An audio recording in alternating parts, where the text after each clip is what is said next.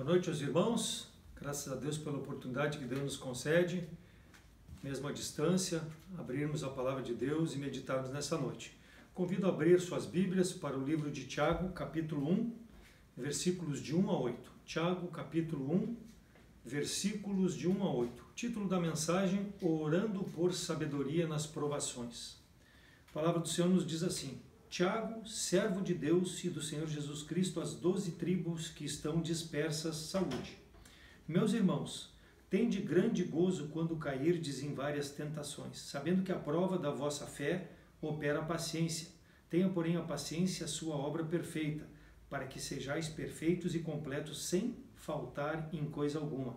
E se alguém de vós tem falta de sabedoria, peça a Deus, que a todos dá liberalmente, e não lança em rosto e ser-lhe-á dada. Peça, porém, com fé e não duvidando, porque o que duvida é semelhante à onda do mar, que é levada pelo vento e lançada de uma para outra parte. Não pense que tal homem que receberá do Senhor alguma coisa. O homem de coração dobre é inconstante em todos os seus caminhos. Amém? Vamos orar. Senhor, te pedimos nessa noite a orientação, ó Deus, para que à luz da Tua Palavra possamos encontrar, ó Deus, a sabedoria necessária e o entendimento para prosseguirmos fazendo a Tua vontade diante desse mundo, ó Deus, hostil, momento difícil em que enfrentamos dificuldades externas com esse coronavírus, mas que Tu possa, ó Deus, nos fortalecer individualmente como igreja, para que possamos ser a luz nesse mundo, mostrar o Teu amor para com o homem, ó Deus, que quer que cada um seja salvo, mas que com as atitudes que tem diante de Ti, ó Deus, tem trazido a Tua ira sobre toda essa humanidade. Somos gratos, ó Deus, pela salvação que nos une, por esse tempo de comunhão, e que a luz da Tua Palavra possa nessa noite, ó Deus, trazer entendimento e sabedoria a cada um dos ouvintes. Se temos alguém que não conhece a Cristo como Salvador, seja uma noite de salvação. Graças Te damos pela vida, em nome de Cristo que eu oro. Orando por sabedoria nas provações. Nessa passagem, o apóstolo Tiago, ele escreve à igreja cristã que é considerada como a Nova Jerusalém. Seus membros estão espalhados por todo o mundo, vivendo em um ambiente hostil, um ambiente estranho. Foram dispersos em razão da perseguição à igreja nos anos 40 a 60 depois de Cristo. E nós notamos, irmãos, entre os versículos 2 e 8, que aqueles crentes passavam por grandes provas, grandes tentações, grandes ansiedades. E Tiago escreveu a fim de exortá-los a suportarem as provas. A mesma mensagem, irmãos, para os dias difíceis que estamos passando com esse coronavírus, serve para nós. Qualquer que seja a dificuldade que o irmão em Cristo esteja passando, é uma exortação para nós, em meio aos problemas, permanecermos firmes nos caminhos do Senhor. No mesmo capítulo 1, dos versículos 13 a 15, ele fala: ninguém sendo tentado, diga, de Deus sou tentado, porque Deus não pode ser tentado pelo mal e a ninguém tenta. Mas cada um é tentado quando atraído e engodado pela sua própria concupiscência. Depois, havendo a concupiscência concebido, dá à luz ao pecado, e o pecado, sendo consumado, gera a morte. É mais ou menos o que Paulo fala lá em 1 Coríntios 10, 13. Não sobreveio tentação senão humana, mas fiel a Deus, que não vos deixará tentar acima do que podeis suportar. Antes, Ele vai dar o escape para que nós possamos suportar. Então, irmãos, a tentação, ela é uma situação para o crente analisar na sua vida e ver como está a sua situação diante de Deus. Só que nós precisamos ver a palavra tentação da forma como é exposta aqui nesse versículo em relação à provação. Então nós vamos fazer uma diferença primeiro entre provação e tentação. Provação está relacionada ao nosso comportamento quando Deus nos testa. E esse comportamento em relação a essa prova, como nós vamos proceder em relação a fazer a vontade de Deus para a nossa vida. Isso é provação. Tentação está relacionado à atitude quando a prova vem e nós desobedecemos à vontade de Deus, ou seja, nós cedemos às circunstâncias do mal e fazemos coisas contrárias à vontade de Deus. Então, tentação é um impulso para o mal, para pecar, que tem como consequência a quebra da comunhão com Deus. E a provação, irmãos, é para o nosso crescimento espiritual. A provação é para o nosso bem. Então, as provas, elas existiram na igreja primitiva e vão existir ao longo da nossa jornada cristã aqui nesse mundo. Por quê? Porque até nós nos encontrarmos com o nosso Senhor e Salvador Jesus Cristo, Deus vai estar nos provando. E nós precisamos, diante dessas provas, permanecermos fiéis. Por quê? Deus quer, com a prova, o crescimento espiritual dos seus filhos. Versículo 2, Tiago está dizendo: meus irmãos, tende grande alegria. Mas, irmão, como nós vamos ter alegria em meio à dificuldade? Tiago está encorajando a nós termos esse comportamento. Nós, quando enfrentarmos as provas, as diversidades, todos os problemas, circunstâncias, devemos mostrar a alegria, no sentido de encarar a prova, não virar as costas para a prova, não fugir, mas permanecer firmes, suportando, porque sabendo que isso é para o nosso bem, porque quando Deus nos prova é para o bem do seu Filho, é para o nosso crescimento espiritual, é para nos lapidar, é para tirar as impurezas da nossa vida, para que nós possamos ser melhor usados para a obra do Senhor. Então, aflições de qualquer tipo vão testar, vão purificar o nosso caráter como salvos em Cristo Jesus. Deuteronômio 8:2 fala: e te lembrarás de todo o caminho pelo qual o Senhor teu Deus te guiou no deserto estes 40 anos, para te humilhar, para te tentar, para saber o que está no teu coração, se guardarias ou não os mandamentos do Senhor. Versículos 3 e 4 do nosso texto: sabendo que a prova da vossa fé opera a paciência. Tenha, porém, a paciência a sua obra perfeita, para que sejais perfeitos e completos, sem faltar em coisa alguma. Então, irmãos, a provação tem uma característica muito importante: o desenvolvimento espiritual, o amadurecimento espiritual do crente. Por isso que ele não pode se queixar, por isso que ele não pode virar as costas para a prova. A parte B do versículo 2, tende grande alegria. O crente alegre, ele vai suportar a prova. Agora, o crente que murmura, ele vai ser fadado a cair diante da provação.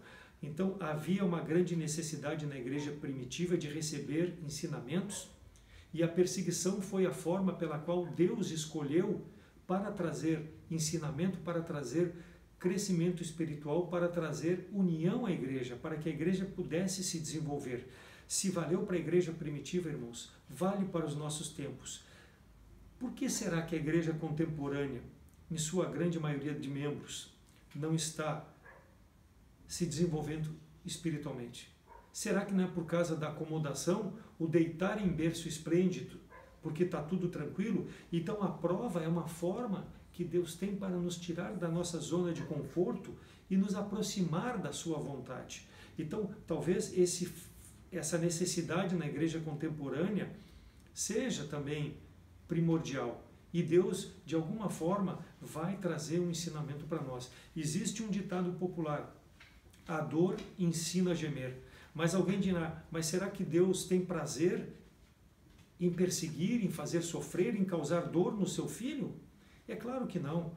Mas o fruto da perseguição é a perseverança, conforme nós lemos no versículo 3, a paciência. E isso é fruto do Espírito, irmãos. De Gálatas 5:22, é uma virtude cristã que Pedro fala lá em 1 Pedro 5:7. E Deus nos dará poder de suportarmos. Por quê? Porque isso vem dele, provém dele, e ele vai nos dar a capacidade necessária. Então, Romanos 5:3-5 diz: e não somente isto, mas também nos gloriamos nas tribulações, sabendo que a tribulação, olha só, produz a paciência a experiência, a experiência a esperança, e a esperança não traz confusão, porquanto o amor de Deus está derramado em nossos corações pelo Espírito Santo que nos foi dado. Então, irmãos, as aflições, as provações é um presente de Deus para a vida do crente. Por quê? Vai aproximá-lo mais do nosso Senhor, vai nos moldar um caráter semelhante ao de nosso Senhor e Salvador Jesus Cristo. Deuteronômio 13:3. Não ouvirás as palavras daquele profeta ou sonhador de sonhos, porquanto o Senhor vosso Deus vos prova para saber se amais o Senhor vosso Deus com todo o vosso coração e com toda a vossa alma. Por que a maioria do povo de Israel fracassou quando foi provado?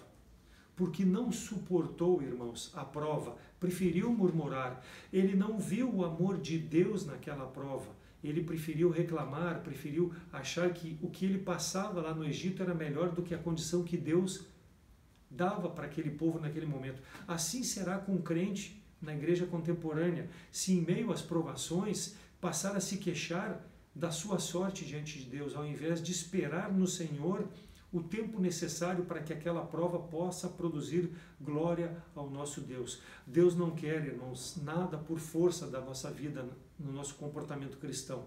Antes, Ele quer nos trazer o ensinamento, mas Ele quer que nós resistamos, que nós, tendo a liberdade de escolher, escolhamos suportar esse momento de dificuldade com a convicção que a presença de Deus está ao nosso lado, que o Espírito Santo está nos fortalecendo, que está nos encorajando através da palavra de Deus para que nós possamos prosseguir. Então é um processo que Deus quer desenvolver na vida cristã de cada um de nós. E isso, Ele busca a nossa perfeição. E o alvo do crente tem que ser a perfeição. Ele precisa alcançar a maturidade espiritual. E para isso precisa desenvolver-se. E quão melhor que é uma prova na vida dele. Mateus 5,48 diz: sede vós, pois, perfeitos, como é perfeito o vosso Pai que está no céu.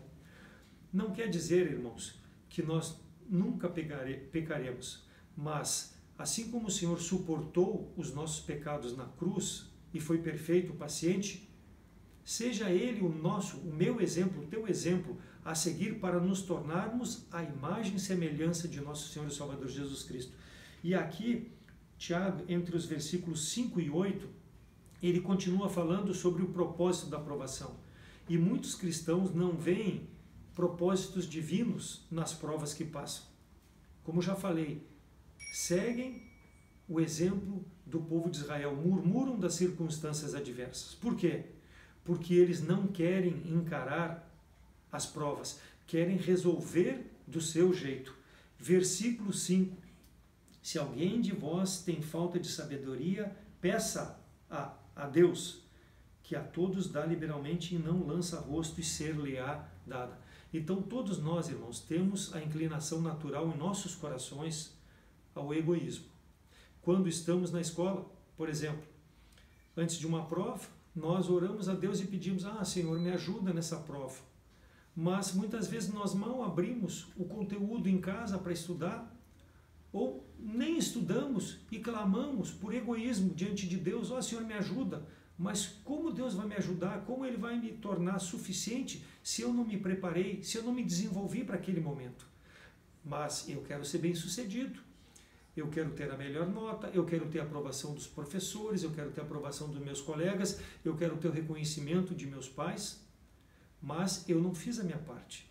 Então não é preciso ter muita experiência, irmãos, na vida cristã para saber que a oração, ela não é uma fórmula mágica que o crente tem para escapar da disciplina e do trabalho, mas é a forma como o crente tem de se achegar a Deus para pedir a sabedoria espiritual, mostrar a Deus: Senhor, eu sou incapaz na minha força, na minha forma de ser, de encarar essa situação, mas eu te suplico, Senhor, peça a Deus, é o que está dizendo aqui Tiago, eu te suplico, para agradar a Ti e não a minha vida, que Tu me dê a sabedoria. Então não é para o meu benefício, Senhor, mas é para honrar e glorificar o Teu santo nome. Então a exortação de Tiago é para nós pedirmos. E o Senhor, irmãos, quando nós nos achegamos com o coração puro, com o pecado confessado, Ele vai atender esse pedido. Lá no céu o Senhor tem um armazém que tem suprimento para qual seja o nosso pedido, qual seja a nossa necessidade, porque a misericórdia do Senhor está sobre nós. E a promessa desse versículo aqui, irmãos, muitas vezes tem sido mal interpretada. pois é preciso atender duas condições. Não é só pedir, peça a Deus que Ele vai te dar. Não, precisa atender duas condições. E o versículo 6 nos fala da primeira condição. Primeiro ali, peça, porém, com fé. Fé. O que é fé? É um pedido com a certeza de que Deus está me ouvindo. Eu não posso vacilar no meu coração entre o crer e o descrer. Eu preciso confiar. Eu não posso duvidar da bondade de Deus e do seu poder. Mas será que Deus vai poder fazer? Mas será que Deus vai me ouvir? Não, Ele vai ouvir se for pedida com fé. O homem que vai a Deus em oração com seu pedido, ele deve estar convicto de que aquilo que ele pede, Deus tem poder para lhe dar. E o segundo aspecto para atender a oração está no versículo 7. Não pense tal homem que receberá do Senhor alguma coisa. E o versículo 5. Se alguém de vós tem falta de sabedoria, peça a Deus que a todos dá liberalmente e não lança em rosto e ser-lhe-á dado. Então, uma verdadeira submissão ao Senhor e à sua vontade é outro requisito para nós pedirmos ao Senhor. Não deve haver divisão de afetos. Uma pessoa indecisa, uma pessoa que acha que as bênçãos de Deus não podem vir sobre a sua vida e reluta em pedir, Deus não vai atender. E quando nós pedimos, conforme Tiago fala no capítulo 4, pedis e não recebeis, porque pedis mal, pedi para gastar nos seus próprios deleitos. Outro momento que nós devemos observar, irmãos, é que os nossos prazeres para essa vida nesse mundo não podem fazer a barreira no nosso pedido. Então a pessoa não vai receber quando ela não pede a verdadeira sabedoria de Deus para a glória do Senhor. E o Senhor prometeu que nos dará providência. E se for para a sua glória, por que Ele não vai nos conceder? Mas nós devemos pedir com fé, com simplicidade, para a glória do nosso Deus. 1 João 3,23. O seu mandamento é este, que creamos no nome de seu Filho Jesus Cristo e nos amemos uns aos outros, segundo o seu mandamento. Crer e amar. Então, irmãos, a fé é uma obra de Deus na vida do homem. Crer em tudo que Cristo fez, crer em tudo que Cristo é. Cristo deve ser a nossa referência na vida cristã. O crente deve viver em santidade diante de Deus. Não que ele não vá pecar, mas ele deve se refletir no Senhor e Salvador. Assim Deus nos dará aquilo que nós necessitamos por essa caminhada, por esse mundo. Versículo 5, ele dá liberalmente, não lança em rosto, peça porém com fé, não duvidando, porque quem duvida é semelhante à onda do mar, que lhe é levada pelo vento e lançada de uma para outra parte. Mais uma vez, peça, não viva com base na sabedoria humana, tenha esse desejo e essa prerrogativa, esse privilégio de pedir a Deus na sua vida. Sabedoria vem do Senhor, por que não pedir? Versículo 8. O homem de coração dobre é inconstante em todos os seus caminhos. Ânimo dobre. Tiago 4,8 diz, chegai-vos a Deus e Ele se chegará a vós. Limpai as vossas mãos, pecadores, e vós de duplo ânimo, purificai o coração. Aqui, irmãos, não é uma questão de hipocrisia ou de inconstância na nossa oração, não. A nossa fidelidade, ela não pode ser dividida com o mundo. Deus quer exclusividade no relacionamento com Ele. O coração dobre é aquele coração que, quando vai pedir, parte dele está no mundo e parte dele está no caminho de Deus. E Deus não vai satisfazer a nossa necessidade de sabedoria quando a nossa carne está predominando na nossa vida cristã. Por quê? Porque tudo aquilo que Ele nos der, se nós vivemos na carne, não vai ser para a glória de Deus. Agora, se nós vivemos em espírito, Deus vai ter prazer em nos dar para que nós possamos glorificar a Deus. Então, o mundanismo é o causador desse ânimo dobre, quando nós temos ainda os padrões do mundo dentro do nosso relacionamento com Deus. Isso não pode acontecer, irmãos. O nosso coração precisa ser puro, o nosso coração precisa ser dado plenamente ao nosso Senhor. 1 João 2, 15 a 17. Não ameis o mundo, nem o que no mundo há. Se alguém ama o mundo, o amor do Pai não está nele, porque tudo o que há no mundo, a concupiscência da carne, a concupiscência dos olhos e a soberba da vida não é do Pai, mas do mundo. E o mundo passa e a sua concupiscência, mas aquele que faz a vontade de Deus permanece para sempre.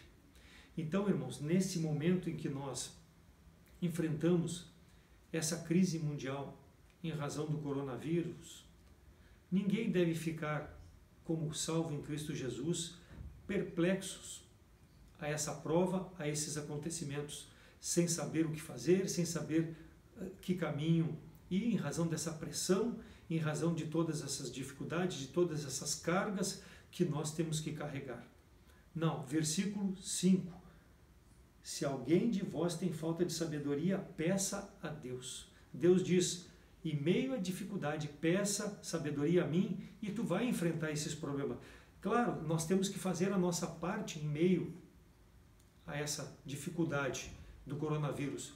Temos que nos resguardar, temos que obedecer às leis que são impostas para resguardo, temos que fazer a nossa parte com os cuidados, mas para enfrentarmos isso, essa pressão toda de ter que ficar em casa, de ter que ficar recluso, a sabedoria de Deus, irmãos, está ao nosso alcance, a sua palavra nos dá esse privilégio.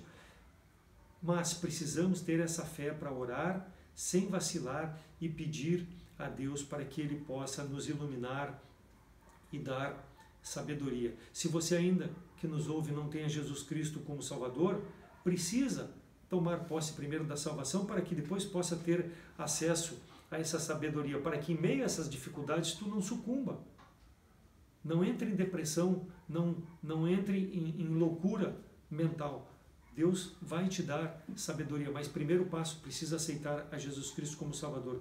E nós que já temos a Cristo como Salvador, temos esse privilégio de ter a sabedoria que vem de Deus. O Senhor nos dá acesso. Peça, eu dou, peça para mim, mas obedeça os dois aspectos, fé e simplicidade no teu comportamento diante de Deus.